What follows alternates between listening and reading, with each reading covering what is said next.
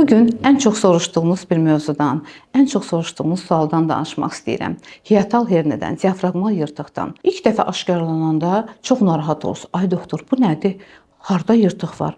Əməliyyat olmalıyam. Məndə qasıq yırtığı var idi, göbək yırtığı vardı. Elə bilirdim ki, burada da nəsə olacaq. Çox vaxtı qasıq yırtığından, göbək yırtığından dəyişik suallar elə bilirlər ki, mədə yırtığı da hardansa qabaracaq. Mən həmişə onlara qələmi alıram əlimə, öz vərəqlərimdə çəkirəm, izah edirəm. Çox sadə dildə və o saat başa düşürlər ki, bu nə deməkdir.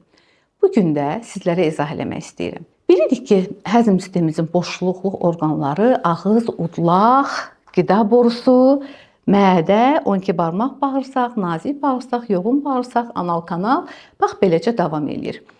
Qida borusu ilə mədə arasında bir pərdəmiz var. Buna diafraqma deyirik. Bəli, qida borusu ilə mədə arasında bir qapaq var. Bax bu qapaq həmişə bağlı olmalıdır. Qida keçən kimi bu qapaq bağlanmalıdır.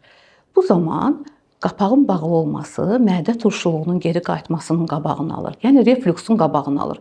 Kimdə ki bu qapaq açıqdır, bəzən bu qapaq 2 sm, bəzən 3 sm, bəzən lap böyük belə açıqlıqlar görürük. Diafraqmal yırtıq deyirik buna. Yəni qida borusu ilə mədə qapağının açıq qalması diafraqmal yırtıqdır.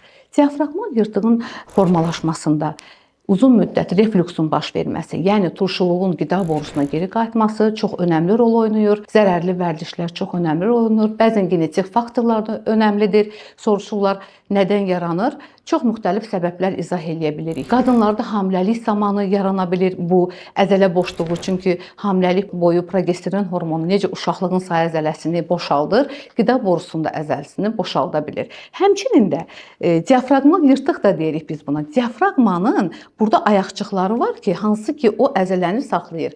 O ayaqçıqlarda da defekt olanda bu yırtığın yaranmasına səbəb olur. Yəni qorxulu bir şey deyil.